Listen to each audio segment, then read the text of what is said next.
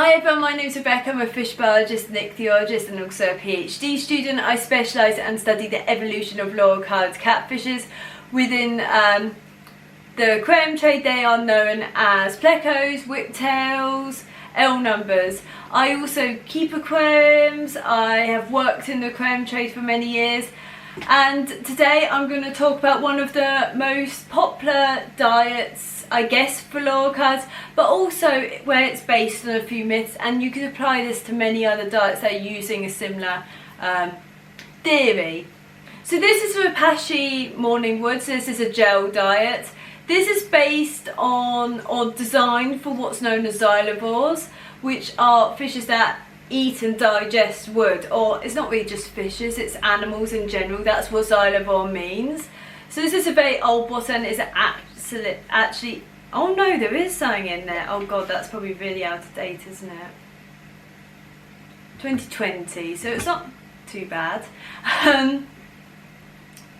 So this is designed for those fishes that were believed to digest wood, and this was never the whole of Loricariidae. This was specific really to Panaque, Panaqolus and Hypostomus cochliodon group. Lasiancistrus, I think it's Heterocanthicus, has been considered under this, and also as an extension of Panaqolus, which is like flash plecos, clown plecos, tiger plecos. Pseudoqolus will be included under that, which is currently only Pseudoqolus or Panaqolus coco. And then for the royals, which are the Panaques, that's like blue-eyed royal. They've all got royal in it, apart from watermelon pleco, I guess, which is just a variant of Lineatus. But this is designed for those that were meant to digest wood. But we've known for the since 2009, so that's 15 years, that these fish cannot digest wood. And there's been many studies since. So that was originally a behavioural feeding study that proved that Panaque is just as great at digesting wood as Pteroplectes. The difference is though that, so Pteroplectes is common plecos. The difference though is that Panaque, Panaqolus, all of those genera that were meant to be digesting wood do have the teeth to be able to digest, to break into wood. Doesn't mean they can digest it. And it's not the only case within fishes where they've got this adaptation to break into something they're not digesting. So there's, I think it's parrotfishes, which are those large ones with very big teeth, quite colourful I think. They break into sponges, but they cannot digest the sponges. They're just feeding on other things that live on the sponges. It doesn't mean they need the sponges, and it's the same for Panaques and Panaqolus, that these fishes have these spoon-shaped teeth so they can get into the wood and get out those microbes mostly and fungi. And this puts them at a selective advantage because nothing else can really break into that wood. Doesn't mean they need the wood, it's just they're finding these organisms where nothing else can get them. So it's not for digestion, they do not need...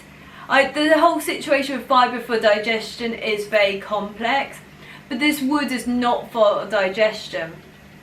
They don't use it, and then for some reason people extended it to all Loricariids. If you look at the dietary records, any dietary record for Loricariids, no other genera ever has wood in their gut. And if you look at the wild habitats, there might not even, many cases there's not even wood there. So there's no way, and then they don't even have the teeth to get into wood. So it kind of shows, so this diet, I don't know when it will originate. I assume it's pretty old, but there's many more brands bringing out these wood-based diets, and we don't need these wood-based diets. It would be better to go for an algae-based diet, because the carnivores you can cater for in other ways, with frozen foods, variety of live foods, things like that. So focusing on the ones which are really difficult to cater for, because you can't really get sort of a live algae so easily, or live bacteria, live fungi. But the thing is, with these diets, and you'll notice it in the ingredients, and it's not the only one, I would say the majority of wood-based diets don't actually contain wood itself, they contain cellulose. So that is definitely worth considering. Therefore, this diet isn't bad, but I wouldn't recommend it. If you have it, use it up, maybe add algae, but work out what your fishes actually need, and then work out a more precise diet, because that cellulose is going only one way and it's just out. So it's just going to create more waste. It's not the worst diet. It's not high in fish meal. It's got some. It's quite high, I would say, in almost the cereals, things that are like plant-based but won't be digested so easily, because these aren't plant eaters either. So it's not bad. It's probably actually better than a lot of foods, well, some foods I've reviewed before, but if you're going to be paying this price, and because the other ones will be available, I would recommend going for the other ones over Morning Wood, because it's the same price. This is slightly more expensive, I've not bought it in years. But it's only because this is the example of, if there's a market for it, there will be a product for it. And therefore, people are creating a market for foods we don't even need. And this isn't even a diet really entirely based on the traditional aquaculture diet for carp, trout, salmon, the sort of farmed fish. This is just because the hobby asked for it, and it's not the only one. There's so many like this. There's a lot that will say oak.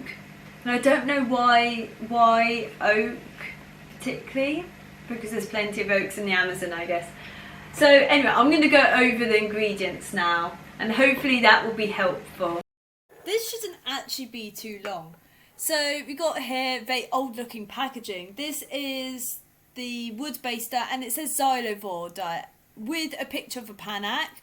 They were associated with xylivore. I think this might actually be Panaque Panaqolus. I hate identifying Panaque because it's such a nightmare to do so. Oh, sorry, moving the camera accidentally.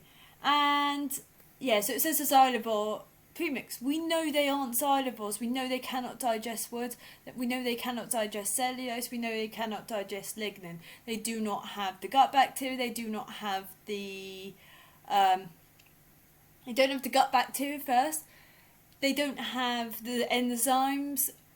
They just have the teeth to break into wood. They are actually digesting the fungi, the bacteria, the algae, all of those microbes and protozoa in the wood.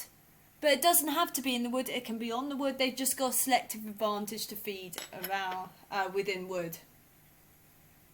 So they can extract things from the wood, like those microbes, by using their teeth, but that's about it.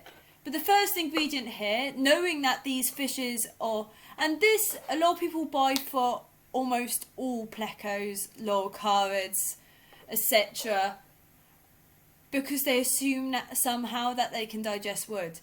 So the first ingredient is cellulose powder. This doesn't contain wood. This is just cellulose powder. And there is interesting studies not looking at Loricariids, so that cellulose powder itself, rather than adding in wood, can cause damage to the liver of fishes.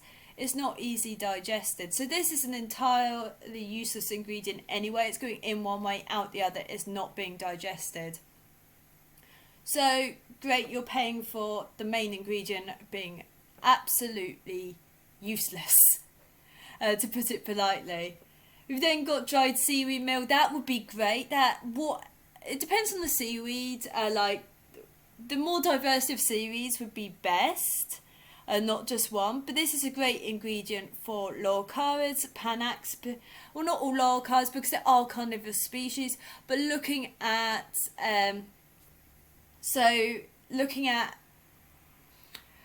Panaque, Panaqolus, Hypostomus, cochliodon group, maybe Lasiancistrus, all of the algivores, the trophics, this is a great ingredient. Alfalfa leaf meal, probably not digested, it's almost a cereal crop, it's not going to be much use to them. We then have spirulina algae. which is another, so a lot of people might say, and I've said this many times, that Loricariids, algivores, Loricariids don't feed on cyanobacteria, or fishes don't feed on cyanobacteria. Yes, they do. There's plenty of literature behind this, and they might not feed on that which is a pest in the aquarium, and they're not very keen on spirulina. It doesn't mean it's not good for them. They do feed on cyanobacteria in the wild. Rice protein concentrate, no, please, no. And then pea protein isolate. I would say when it comes to proteins, a lot of people are so focused on thinking that animals contain proteins and then looking for the protein thing that they're forgetting what else could contain proteins. Algae is very high in protein. And I think when it comes to nutrition in general, they're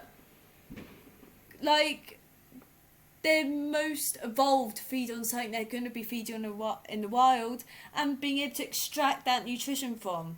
That what they're feeding on in the wild has basically the nutrition those animals are needing to survive. So when looking at what their wild diet is says a lot.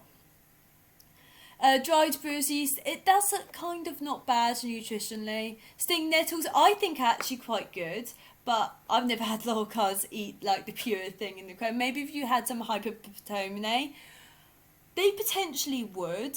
I also find the problem is with nettles is once you've dried them, and even if you boil them, there's still some stings there, but it doesn't seem to be causing issues with a lot of fishes. So this next one we've got this is a gelling agent. It potentially has some negative effects in humans, unknown it seems in fishes. Got calcium source, so calcium carbonate, citric acid, taurine. So some of these are more nutritional, again, like the garlic. This is, garlic is believed to be anti-inflammatory, good for the immune system. Large amounts are not ideal. Got dried kelp. It'd be great if there was more dried kelp and it would be up there. But okay, watermelon. Some of these I wonder though whether it's appealing to people. Some of these ingredients are very much what you'd like in like a tea almost, like hibiscus flower, marigold.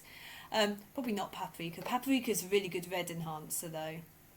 And the good thing about Repashy is regardless of what this ingredient list is, you can add extra ingredients in, so you can add extra algae powders. It does affect how long it's going to be able to store for, so I wouldn't have it in the fridge longer, but it's not bad.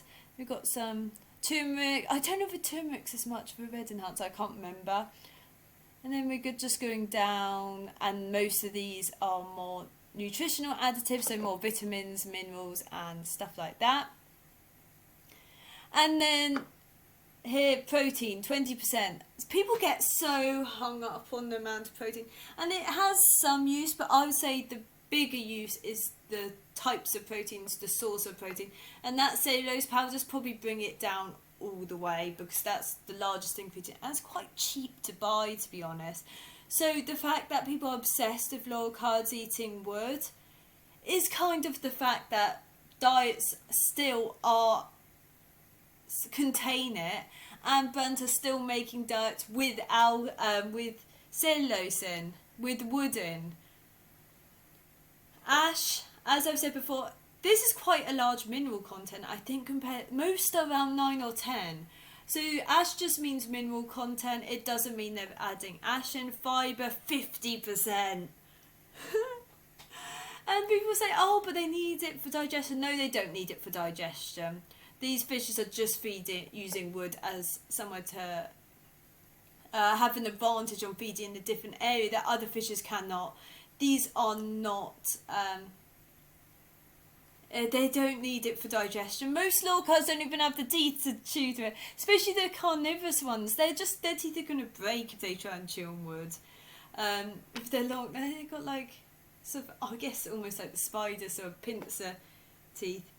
Moisture, everything else like crude fat. Fat is, I would say that's quite low actually. And fat is known to potentially be useful in ornamental fishes, especially for breeding.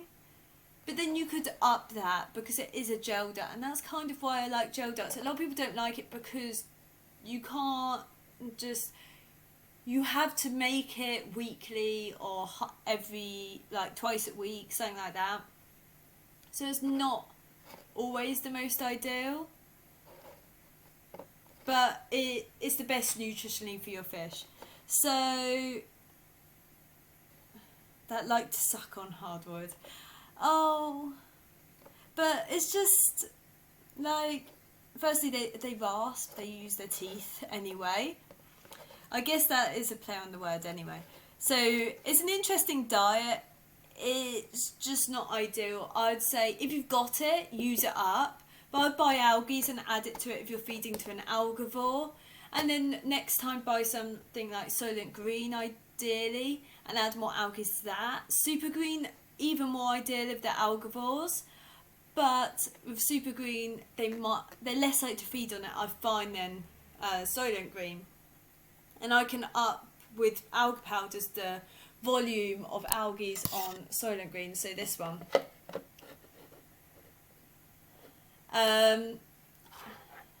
For carnivores, you want to make sure you actually have a carnivore. Like, if it's Hypostomus, they are more algivores to tritivores. So I would be happy without adding more algae to this. For Hypostomus, Panaqolus, similar genera to that. For algivores, I'd be using more bottom scratcher. Actually, I mean, for carnivores, I'd mostly use bottom scratcher.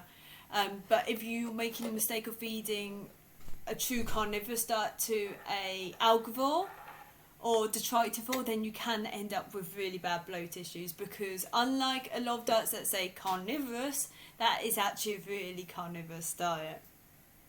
So hopefully that's useful for people and a clear sign of what to get and what not to get. It's fine to have this, use it up, you might as well, it's not cheap. But I would move to Repashy Soilent Green and more algae in future. Anyway, oh, and adding in mushrooms, because they feed on fungi, either using fresh mushrooms, or if you can make this into a powder and adding it into Soilent Green, then that's more closely related to a wild diet. The thing is they're quite spongy. So these have been dehydrated. I just literally go for the cheapest mushrooms. And they're still, I guess they're a little bit crunchy, but they're still a bit spongy. So I don't know how easy they are to powder up without overheating my blender. But adding something like that in would be much better than any of that cellulose powder. Please use fungi. They eat fungi in the wild. They don't digest wood or cellulose powder, and it could potentially actually do harm to them. So thank you for watching. If you like my videos, please comment, like, subscribe, and thank you.